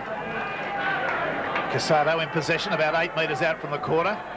Jackson runs from dummy half. Hasler's there with Martin Meredith. Ella works the blind side. Oh, Bugden throws it back to the Manly defence. And that will be a scrum. He did everything he could to regather, and by heavens, he did regather. So there he goes. He's lost it. He charges through again, knocks a Manly player out of the way and comes up with the ball. So you make an error and you rectify it like that. Your coach is not going to be terribly unhappy. There's a differential penalty against Cochrane, feet across. About 19 minutes gone, still no score. That crowd even grown since the game started. They're standing up right round the back now. It could be in somewhere in the area of 18,000. Handy crowd. Parramatta. Willis on the charge. He's about 9 metres out to Sharp. Laurie puts it down. The pressure's off. No pressure there for him. There was no Manly player in adjacent position. Darley runs from dummy half and goes well. Gets it up to the corner. Adopting a Ray Price swivel on that occasion. Now broken share. He's twin in the Manly team. The other prop takes over. It's back to Williams. That kick has gone off the side of his boot. Wyatt can sit and attempt to take that. I'll never know. He's tackled and put down about 11 metres out from his quarter. Got up and played it back to Chalmers, the winger. He's evaded one tackle, 2, and brings it back 15 yards. A fine run. Sharp. Wynn run himself right into a gap. Manly defence slow to react. I notice Vorton, the Manly locker, standing very wide. He's out between the centres. There's another error. It's given to Williams. Williams adopts the business of trying to go round Muggleton and succeeded with a bit of footwork. Barclay, Hasler, Meredith, Vorton, overlap on the right. There it is out to Park. Park goes up the sideline, gets it back into O'Connor. O'Connor, Park's there. Park can't get his pass on the inside to Borton. Great tackle by Jackson, puts him down. Borton away to Meredith. That was offside, I thought. The referee's playing on. Shearer goes straight and hard. Manly on the rampage at the moment. Great football in the three quarters. Out to Hasler. Hasler on to Gibbs. Gibbs straightens it up. Takes it back. Gets a pass on to Barclay. And Barclay will go close. He's there. Barclay's there beside the post for Manly. The Manly backs really flying on that occasion. Used it beautifully out the left. See it again on the State Bank replay, and you'll agree. This is the end of it. You'll see Gibbs come and straighten it up with a big right foot step. Goes straight and hard, pops the ball back inside to Barclay. And Barclay sights the line. The defence comes and he powers his way just over beside the upright. Graeme Hughes. Excellent piece of football by Ronnie Gibbs. The defence was caught napping. Nobody back on the inside. That's not normally the case for Parramatta. Somebody was well and truly asleep, but good backing up from Barkley. Yes, you can't complain about that one. We're seeing it from the low level angle. Now watch the big right foot step of Gibbs, change direction. I've gone to Barclay. Despite the strapping on the knee, he's still an extraordinarily quick player. Played on the wing for Eastern Suburbs. And there he is, in for a try. 26 years of age, a born-again footballer, has been around a bit, and now he's so pumped up he's telling the rest of the players what to do. The missed tackle situation would be a bit of a horror for the John Money Parramatta coach as Cochrane comes in. The kick is successful, so after 21 minutes, Manly 6, Parramatta 4. That missed tackle situation, Parramatta have missed 11, Manly 4. So thereby hangs a tail. Back to halfway they come. This is by no means the end of the section. There's plenty of football left in this match. 21 minutes gone. As Muggleton strikes the ball. Williams there. Oh, loses it behind him. No knock on, says the referee. Got to Ronson. He brings it back to the quarter, evades another tackle. Gets to his feet and plays it forward. There was no marker there. He's still going. So he's made a net 18 yards there. That's extraordinary through the Parramatta pack. Brokenshire on the charge. That's good stuff from the young fella. Yes, the crowd love a try here at Manly, and he's a young, strong boy with a lot to learn. Hasler's going to elect to run. He's done that. He's popped the pass to Meredith. It's gone forward. It's come off the leg. The pass has gone to Cochrane. Cochrane goes there with a big right foot step, and he's going to score a try, is he? No, Chalmers has saved the day. What a desperate tackle and what great cover. Here's the Manly side on the right, and I believe Ronson's in. Hasler's in. Hasler's in. He was adopting a wing position there, and suddenly we've got Manly away with a 10-point lead and the kick at goal to follow. Now, the interesting thing about that was way back. And we'd like to take our replay back further on one occasion if we could, because the referee, Mick Stone, was adamant that there was a ball passed that came off the foot. That came from Hasler and his attempt to get it to Meredith. Now there's Hasler, and obviously the ball was knocked forward off the leg, according to the referee Stone. Cochrane did the juggle act, and then the big step, and away to the right, and watch Chalmers. He sprinted 30 yards to put him down, a metre short. There was little cover left for Parramatta. Barclay went to dummy half, shot the ball hard out on the right to Hasler in a wing position, and over he goes. Graeme Hughes, dramatic happenings there. Stone was right in line with that. How was your view of the pass from Hasler to Meredith? Well, I think he called it true when he said the ball came off the Manly player's leg, but I really did think that the pass from Hasler to Martin Meredith was still a touch forward. Okay. Now Cochrane, with Manly a 10-point lead, 2 tries in the space of about 3 minutes. Cochrane right on the junction of the quarter and the sideline, strikes it. Whatever wind there is with him. And it's a very good-looking kick, but just away to the left. So that score remains as it was. Manly Warringah 10, Parramatta 0. That's an ordinary kick. It came off the side of his foot. So even the world's best halfback, arguably, can occasionally do something not quite kosher. Penalties, Para 5, 4 straight they've had, Manly 2. Sharp, a dummy half. Sterling, Muggleton, away to Wynn. Wynn through a gap, racing towards the corner, gets it to Jackson. It's a good run, it's a good run, it's a good run, and it's finally out to Chalmers, and they've locked him off over the sideline. Williams came in with a strong bit of defence, and Hasler was there at the end. There's the run, with Jackson getting the turn-back ball in from Wynn. Went strongly, Williams was there, got it into Chalmers, and there's Hasler to get him dispossessed and over the sideline.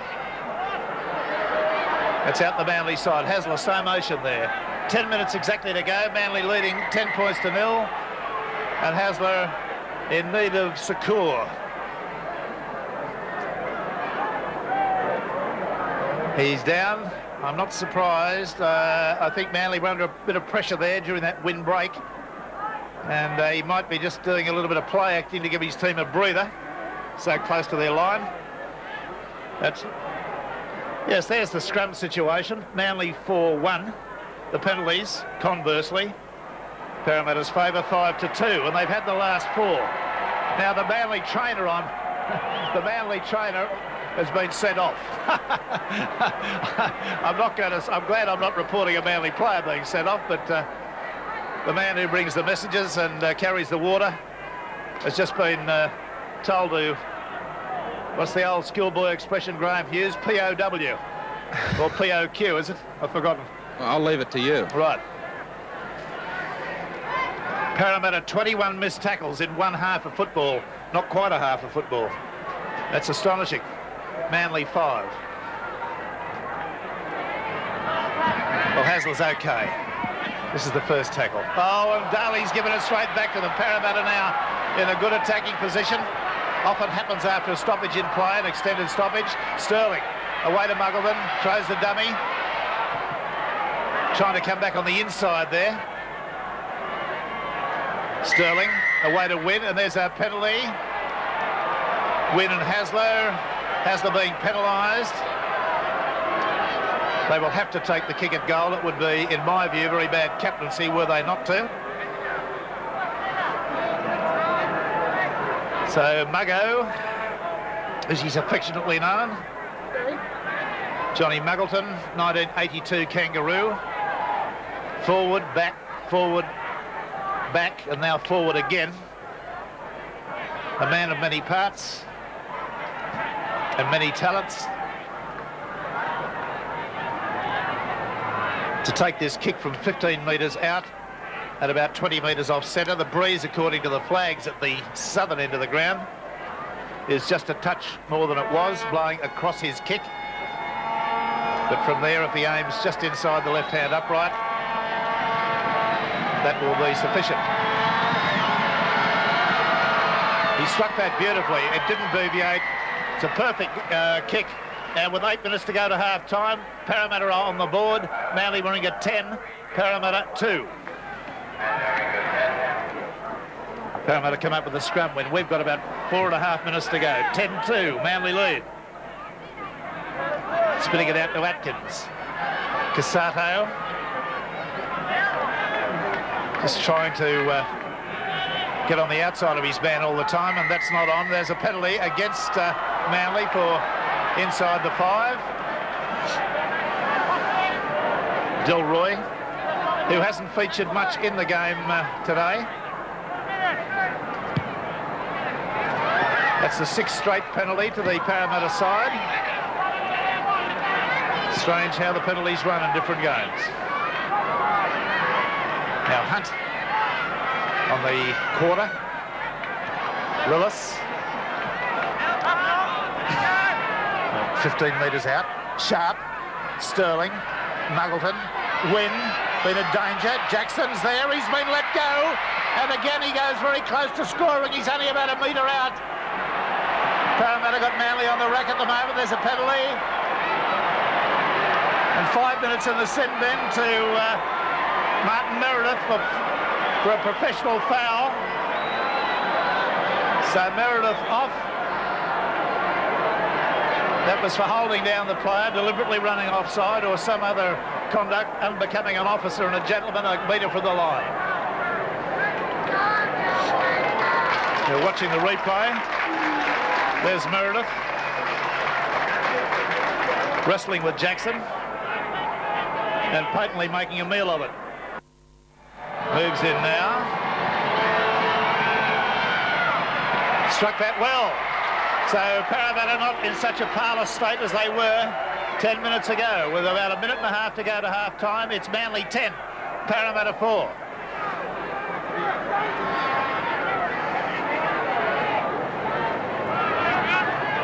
Cochrane coming back to halfway.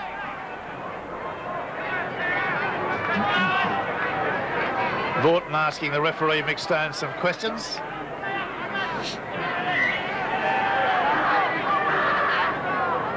Still chatting. Cochrane's driven that towards the sideline. Casato comes out over the quarter. Delroy. Sharp. Atkins. Bumps off a tackler. Gets towards the halfway line. A couple of Manly players starting to miss a few tackles right now. On the blind side goes Sterling. Back to Delroy. Back on the inside to Delroy. Steps, weaves. Defence emerges. Gibbs was there. Sterling. Sharp. That pass looked forward. That was a metre forward. Referee not well positioned to see that. Last tackle coming up to Sterling. He's kicked that back. It's going to be an interesting one if the bounce is not on, and Williams was equal to the task with about, well, seconds only to go to the half-time break.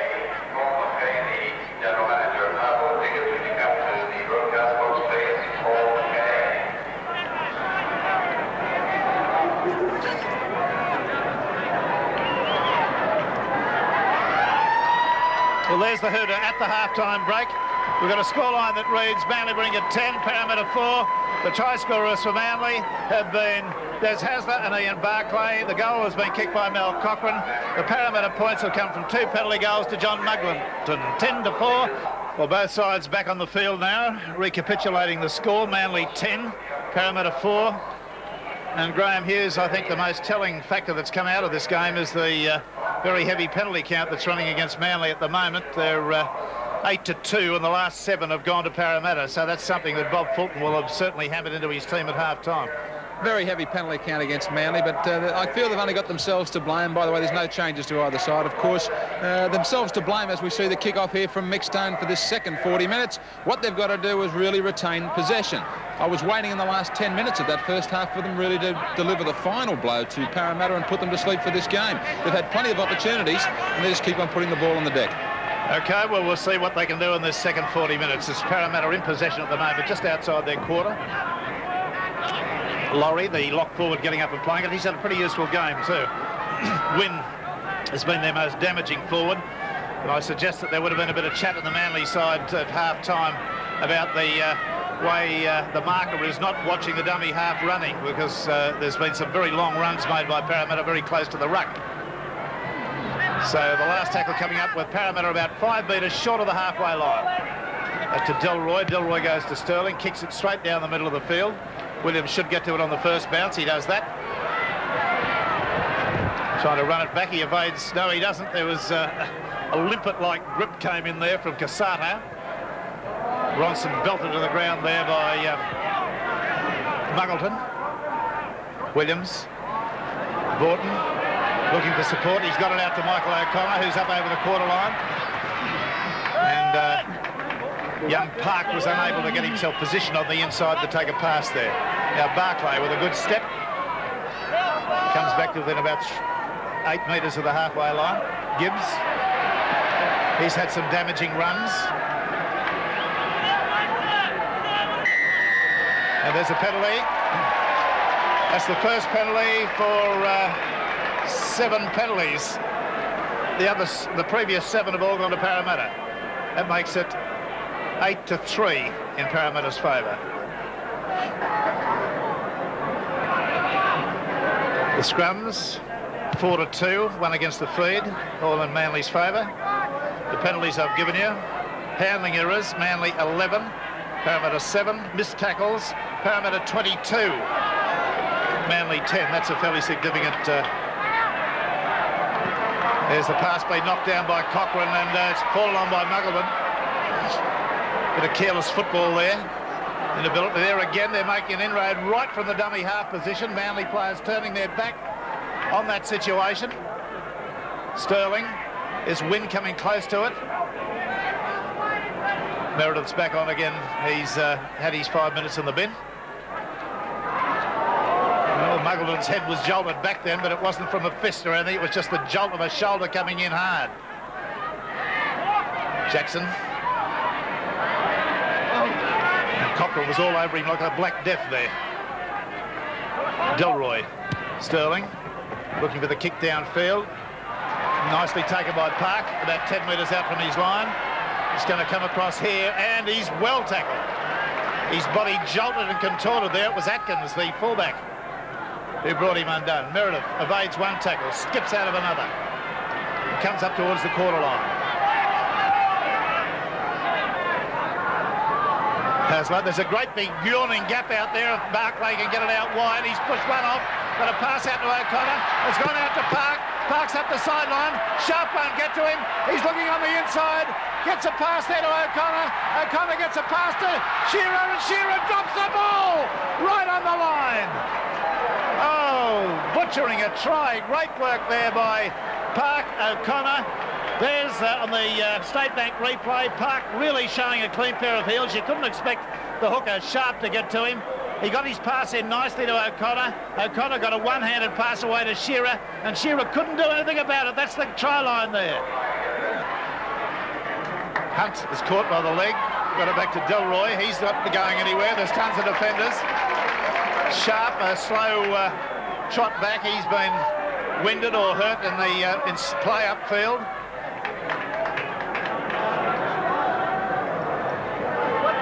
Up the blind side comes Wynn yet again. Those passes looks decidedly shocking. Did that one appear to you? It was almost in front of you, Graeme Hughes.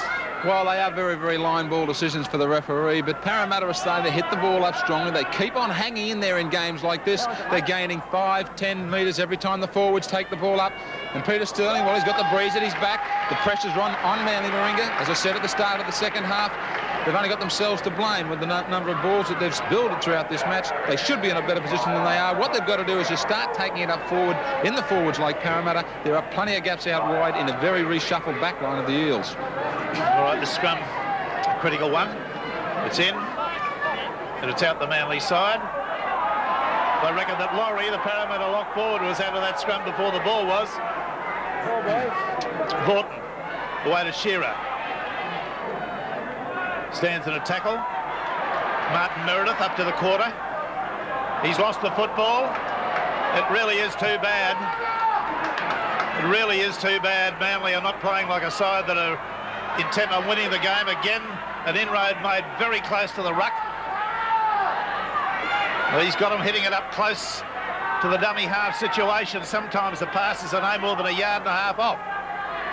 Sharp running from dummy half. Sucking the Manly forwards in. Sterling's looking for a go on the open side here. Gets it out to Delroy, and he's upended unceremoniously. Last tackle coming up. Sterling's on the blind. It'll grab a kick through. Might be too hard. Williams gets to it, grounds it in goal. So a good attacking procedure there by Peter Sterling and his team. There's the Williams save on the State Bank replay. Yes, Graeme Hughes. Michael O'Connor's moved out here to the right wing for Manly. It was a great tackle brought off just a few minutes ago by David Ronson, who's now moved into the centre. Of course, O'Connor had his right foot heavily strapped early in the game. OK, Atkins feels it. 10-4 the score. We've had about 15 minutes of play. Manly leading. Sharp. Through the middle of the ruck again, close to the ruck. Whoever the marker is, the dummy half in the Manly side, when they're not in possession, has got to be aware that they're running from that position. And they're his men when they run. Sterling holds the pass up the forward. Well, Manly looking decidedly brittle at the moment. Sharp goes from dummy half. Oh, and he's hit hard by Broken Shear. That was a top head-on tackle. Wynn, Sterling, Jackson, Jackson's in. No, lost the ball in goal. Play on, says the ref. No.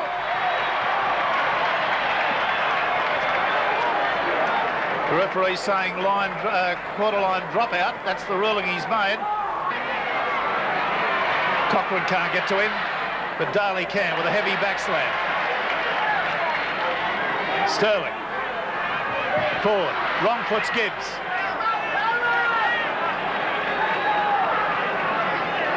Well, I've got to say, it's a much more adventurous and professional Parramatta side in the second half than Manly. They were showing a vast amount of brittleness at the moment. Inability to retain possession, and forwards not taking over when they should do. Sterling popped a pass nicely to Jackson. Jackson's into the clear. He's beaten Williams. He's got to pass away. It'll be a try. No! 1 metre short. 1 metre short of the line. The last tackle coming up as Tony Casado gets to his feet. Sterling pops a pass. The referee will rule on that. It was knocked forward, propelled forward, but how close it was. It's all Parramatta at the moment. Sterling sucked the defence to him, tried to get it away to Jackson. The pass went straight ahead. Now we've got Cliffy Lyons coming on. And Borton's coming off. Yes, Des Hasler as skipper, Graeme Hughes. That's, in your view, a good decision? Well, Des is a man that's going to come up with a terrific effort as we go into these crucial last 20 minutes. He's a man that's been trying to head this football up the middle of the field and get this Manly side headed in the right direction. But what they've got to do is start supporting each other with the ball. They can't keep on running one out. And unfortunately, out of their own 22, it's been the likes of Hasler and Martin Meredith hitting this ball up for the Eagles. It's got to be the forwards. They've got to start to lift their game. Well, by that token, I'm of the opinion the captaincy should have been given to one of the forwards for that very reason. Well, Des is right behind them. He's the man that's going to be screaming at them. They should be, well, they're first-grade footballers. They should know better themselves. They've just got to lift their game. Well, the Manly forwards have gone quiet. They haven't even reluctant to run with the ball in their own quarter there. There with Martin Meredith and Hasler had to take it up on 2 occasions. Now, that's just not on.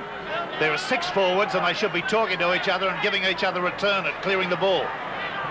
Oh, there's Gibbs come up with a bad knock on his snatch at the football. Lyons will get to it. And probably now Gibbs has maybe rectified the situation by coming up with the ball, but that is more bad play by Parramatta.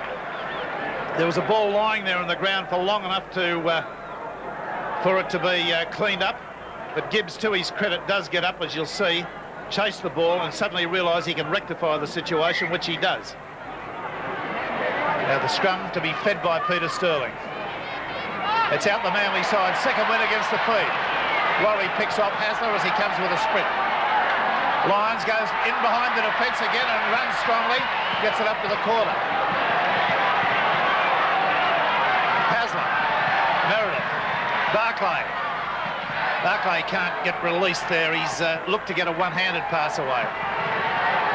Meredith, Hasler, picked off with a good tackle again. Laurie, mentioned his name repetitively in this telecast. Meredith pops a pass to Cochrane.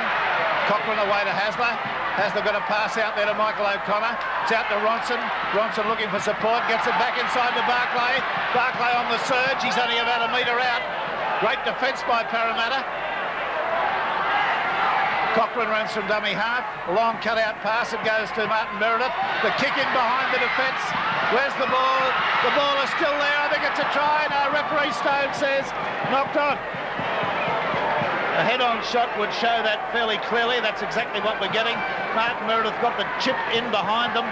The little grubber there was the ball rolling through, but the referee adjudicated that Mike Eden had actually grounded the ball first time up. But you can't go much closer than that. Well-judged kick by Sterling. There's a few of these Manly forwards, Graeme Hughes, should be booked for loitering. Well, I wouldn't be that harsh. It's extremely. You are, and it's extremely hot out there. They've started with their game in this last set of 6. You said it a minute ago. They're first-grade footballers. Well, they are, and some of them have gone to sleep in this second half. Well, they started to come back to life there now, and they've got a great opportunity with another set of 6 tackles. Here we go out to Park on the left. He's going to score a try. Oh yes! Steve Park brings the Manly crowd alive with a magnificent sprint up the sideline. And that, with about 17 minutes to go, takes the score on to 14 points to 4. The State Bank replay And you will enjoy the look of this as Michael O'Connor weaved his magic up the left, sucked the defence to him, gave the ball out to young Park, who I must criticise for carrying the ball in the wrong arm, but nonetheless, he didn't have any defensive players close to him. Here's O'Connor with that lovely weaving, stepping run of his, and the timing of the pass was superb. Now, I just raised the point of the wrong arm because had Park to use a fend, obviously would have to change the ball to the other arm, so he needs to just be told about that. But he's played 2 first-grade games now, and he scored 2 tries. A policeman in the local area, came from the Forestville Junior League, only 22 years of age, and he gets a round of applause for that one.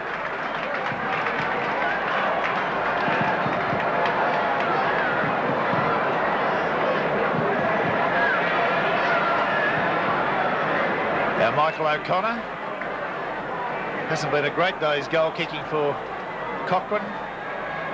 He kicked 50 goals in 86, did Michael O'Connor, and kicked a package of them over there in the Kangaroo Tour. 10 metres in from the sideline, strikes it, and it is unsuccessful. So I think we've only had 1 success from the Manly side today from about 5 attempts. It's in and out cleanly, the Parramatta side. Sterling, Jackson, Atkins, the winger, the fullback chiming in. Ford, away to win. He's created a bit of trouble when he's come close to the ruck today, Graeme. He's played very, very well. Parramatta would have been in a bigger hole than they're in now, if not for him and also Mark Laurie. Yes, Laurie's had a top game too. Here they come on the blind side. Sharp trying to use his pace, and he's got enough, and his strength, and he's got enough of that too. Sterling. Casado. Oh, and what a great tackle by Gibbs, right around the boots. Sterling. Well, the pass has been thrown. It may have even been knocked on. No, it was touched in flight. Lillis has fallen on it, and Darley's fallen on Lillis.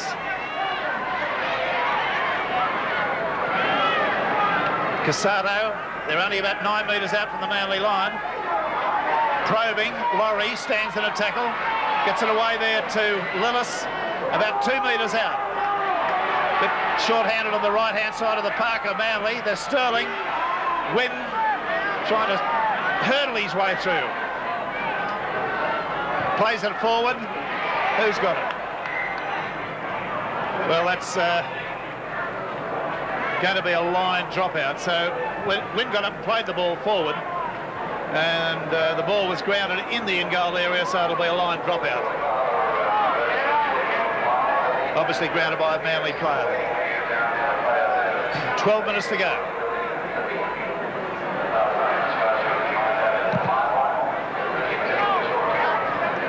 Atkins, Delroy. Went through 1 tackle and under a high tackle. About 7 metres out from the Manly quarter. Lee Beta, number 26. Replacement. Awful pass, beautifully picked up there by Peter Ford.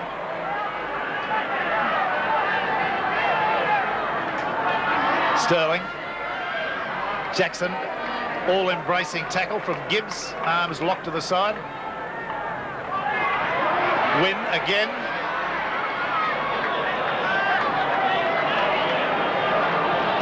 He really has put in a big effort today, Sterling. Little kick over the top. Williams comes up with it. And that's the bomb, so of course that's a start. A restart from the quarter. See it again. He was under enormous pressure here too. Williams leaps high, took it well, back to the opposition, came down hard. It's out to O'Connor. The kick over the top. He might get to this. He does. Beautiful football. Gets a pass back into Cochrane. Cochrane's got support on the outside, but he's going to go on with it himself. Oh yeah. All the magnificent skills of Michael O'Connor there with a desperately tired Parramatta three-quarter line. Couldn't foot it with him. And we'll show you again and enjoy showing you the marvellous footwork of Michael O'Connor. The deft kick, the beautiful ability to evade people, the timing of the pass perfect into one of the fastest hookers in Sydney Rugby League, perhaps in the world. Cochrane, who was a back as an Australian under 19 representative.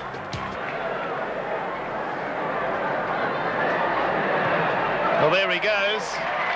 So the scoreline coming along handsomely to Manly, 20 points to 4, and of more significance is the fact that they've scored 4 tries to 0. We must, and it would be unfair not to remind people watching this match that Parramatta have a number of players out injured at the moment, and that is a situation that all sides go through at different times.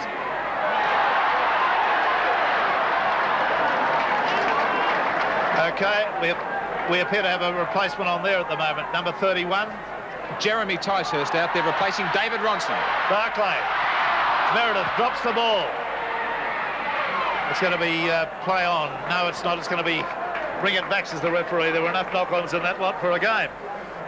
Jeremy Ticehurst in 31. Inside that last 5 minutes.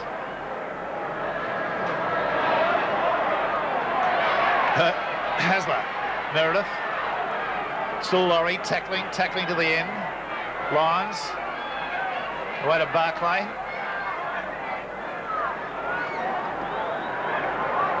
He's tackled about 15 metres out from the Parramatta line. The score is 20-4 in Manly's favour. Cochrane claps on the pace. Ticehurst is there as dummy half. Hasler's calling for it. Gibbs getting an assist there. Did a great big goose step to get himself going forward, and he was assisted in the tackle.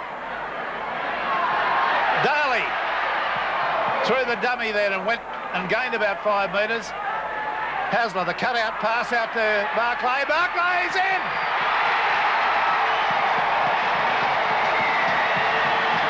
Barclay off a Hasler pass in, and he's had a top game in attack today. His pace has been a worry to the Parramatta side constantly. To the big step, the swerve off the left foot. Dispossessed himself of 2 defenders and over for the try. A lovely pass. Must have been something in the order of 20 metres, that pass. His second try, Graeme Hughes. All too easy, but Ian Barkley has had a great game for Manly Warringah today. We do hark back to the first clash Parramatta of the season, Balmain versus the Eels. I said it then that this Parramatta side really is just a ghost of the team of 1986 without Ray Price and Michael Cronin. Michael O'Connor, 1 from 2. He'd love to kick them from here all day long. He's only 10 metres out, not quite 10.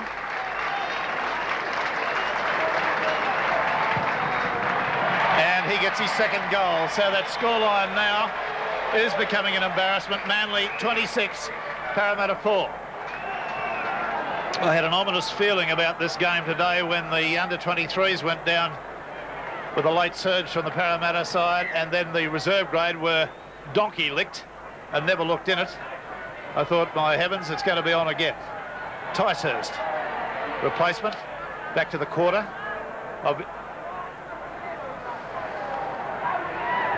Obviously, Bob Fulton, the Manly coach, is blooding Ticehurst with a view to involvement in first grade at some time. There's the hooter. So the scoreline reads this way. Manly Warringah, 5 tries and 3 goals, 26 points. Parramatta, 4 points, 2 goals. There are the try scorers. Barclay 2, Hasler, Park and Cochrane.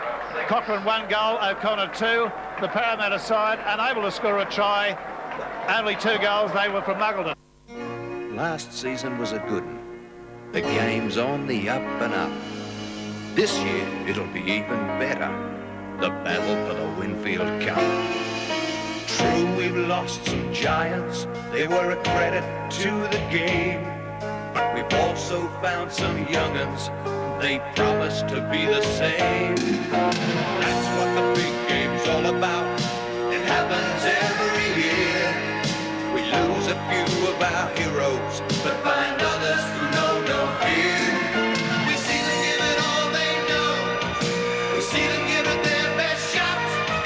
'Cause whether unknown or famous, you gotta give it all you got.